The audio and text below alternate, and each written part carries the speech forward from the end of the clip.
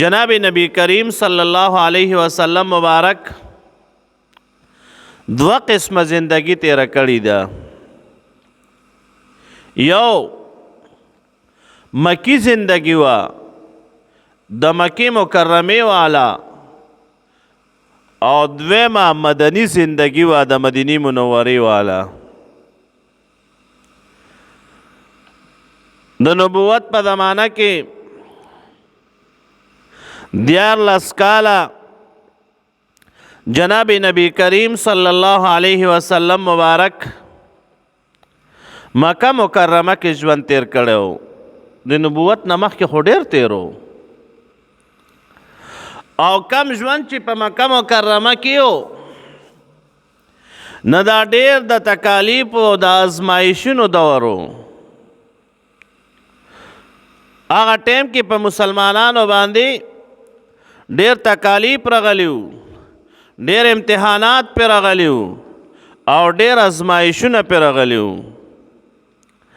او بل دا چې لګو مو مکه مکرمه کې مسلمانان لګو او کله چې مدینه منورې ته مبارک هجرت وکړو جناب نبی کریم صلی الله علیه وسلم مبارک مدینه منورې ته تشریف یوړو نو الته خلق بیا اسلام کې جوک در جوک داخلی دل. نو کله چې مسلمانان کمو الله پاک جل جلاله مسلمانانو ته هغه حالت یادوي. نو کله چې ګوره بیماری په انسان راشي که نو د هغې نه بعد صحت راشي نو بیا خلک وایي خدای پاک ستا شکر د بیماری دې لاړه که او صحت دې راله راکو او غریبي دې رانه لاړه که مالداری دې راله راکه بیا شکر ادا کوي. نو جناب نبی کریم صلی الله علیه وسلم مبارک او د هغې ملګري جناب صحابه کرام رضوان الله تعالی علیهم اجمعین مکه مکرمه کې ډیر زیات په امتحاناتو کې وو.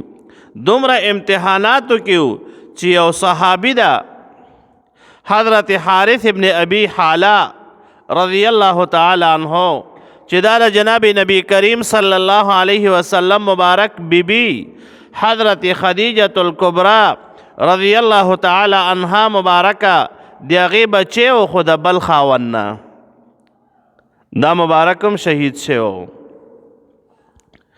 او داسې ډیر صحابه کرام ډیر صحابیات هغه مبارکان جام شهادت نوش کړو.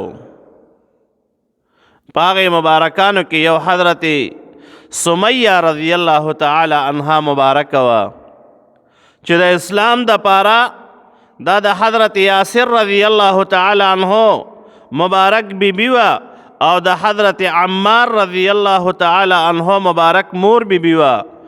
ابو جهل لعین پچکس باندې ښه او بورچه باندې اوال او شهید کا. دا د سره پاره دا د اسلام د پاره د قربانیانې پیش کړي وي. او داسې ډیر صحابه کرام رضوان الله تعالی علیهم اجمعین هغه جام شهادت نوش کو لیکن کله چې مدینه منورې ته تشریف یوړو الله پاک جل جلاله فرمایي فآواکم به مې تاسو ته ټکانه درکا ځای مې درکو مدینه منوره مې درته درکا او تاسو پوزیشن په مدینه منورې کې الحمدلله اوس مضبوط ده. د مدینه منورې نه جناب نبی کریم صلی الله علیه وسلم مبارک الته کې ریاست او حکومت قائم کو او الته نه پاتم کال د هجرت باندې مکه مکرمه ته بطور فاتح راغو جناب نبی کریم صلی الله علیه وسلم مبارک او مکه مکرمه فتح کا او د مسلمانانو په لاس کې راغه.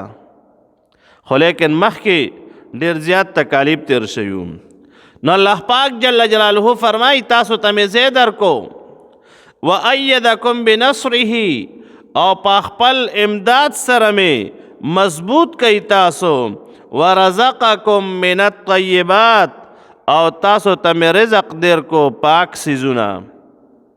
مکه مکرمه کې روحانیت ډیر دی ښه مدینه منوره کې روحانیت ته په دواړو حرمین شریفین کې روحانیت ته. خو مکه مکرمه کې د هغې کې غریزه علاقه ډېره ده. مدینې منورې ته چې لاړ شي کلاه او فضا ده، او مکه مکرمه کې غریزه علاقه ډېره ده، غرونه دي، خو لیکن روحانیت ته پکې هر قسمه میوه به درته میلاویږي. قسم ده اوس لاړ شه اوس مکه مکرمې ته، مکې مکرمې ته، هلته اوس ګوره اوس په لوچې پرتې وي، ستا د ورمړو لوچې دي که نه، دلته نشته. هلته لاړ شه اوس به پراته وي، هلته لاړ شه تازه انځر به پراته وي، اعلی شیان هغه میوجات چې هغه تا ته نن نه میلاویږي دلته کې. هلته لاړ شه امونه اعلی شیان. دا ولې؟ الله پاک جل جلاله فرمای ورزقکم من الطیبات. او ښه مدینې منورې ته چې لاړ شي یو کلاه او روښانه فضا ده. داسې د مکې مکرمې روحانیت د مدینې منورې هغه کلاه و فضا چې سړی وګوري، او بله چې مدینه منوره کې بعضې ځمکې داسې دي چې هلته زرخیزه ده، ترکاریانې بعضې ځایونه داسې کلاو دي. نو لهذا او بل په مکه مکرمه کې یو خو د الله جل جلاله مبارک کور د دغه ده، او بل دا د جناب نبی کریم صلی الله علیه وسلم مبارک مولد شریف ته، مولد د پکې هغه مبارک ځای چې کوم د جناب نبی کریم صلی الله علیه وسلم مبارک پیدا شوی ده، نو هغه هم مکه مکرمه کې ده، هغه هم د روحانیت سبب ده. لہذا ما درته وي دواړه مبارک ځایونه دي، ښه دواړه روحاني د روحانیت نه ډک دي. خو لیکن مدینې منورې کې بعضې زرخیزې علاقې دي، کویي دي پکې، چشمې دي، باغونه دي، چې لاړ شي هلته د کجورو باغونه دي. مدینه منوره کې بازار دی، هغې کې کجوري خرڅېږي د هغې نه. دا څه دپاره؟ لعلکم تشکرون. الله پاک جل جلاله فرمایي دپاره د دې چې تاسو شکر وباسئ، مخکینی حالت تام وګورئ او د هغې نه پس حالت تام وګورئ چې ځای مې در کو، قوت مې در، امداد مې در سره وکړو، رزق مې در کو پاک. لعلکم تشکرون دپاره د دې چې شکریه وباسئ. شکریه څه کوي؟ ادا کوي. نو د الله پاک جل جلاله د نعمتونو قدر به سره پیدا شي. بسم الله الرحمن الرحیم. واذکروا اذ انتم قلیل.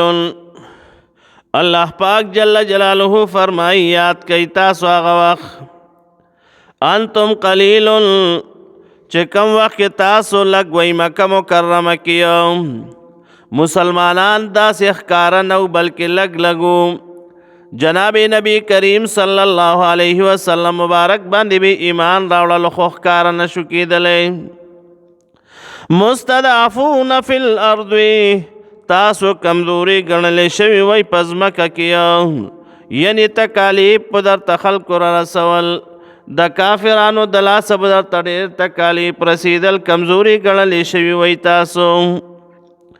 تخافون ان یتخطفکم الناس یریدئ تاسو د دې نه چې اومو به تختوي خلک، ګورئ اومو به شکوي خلک، شهیدان مو به کېده خلک، د دې وجې نه تاسو یریدلی. بعضې صحابه کرام رضوان الله تعالی علیهم اجمعین ما درته وي شهیدان شویم دي. ان یتخطفکم الناس یریدئ تاسو د دې نه چې اومو به شکوي او داسې اومو به تختوي خلک، اصل کې پنجو کې وړلو ته ویلی شي. فآواکم الله پاک جل جلاله فرمائی پس ځای مې در کو تاسو ته، مدینه منوره مبارک مقام مې درته در کو. تاسو د مکې مکرمې نه هجرت کو مدینه منورې مبارکې ته لاړئ.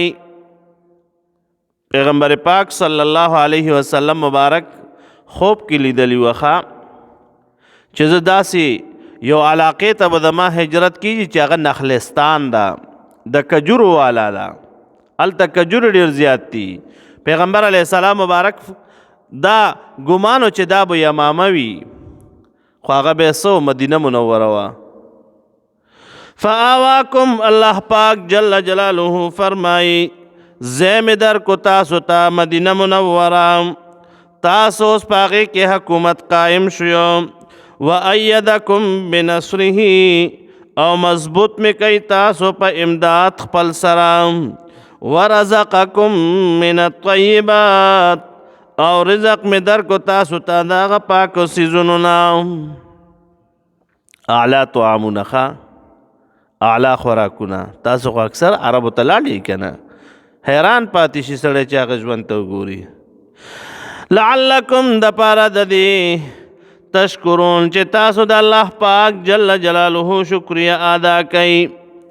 نو د الله پاک جل جلاله شکریه به په دې ادا کوي چې مکه مکرمه کې لږ کسان وی، مکه مکرمه کې متعداد کمو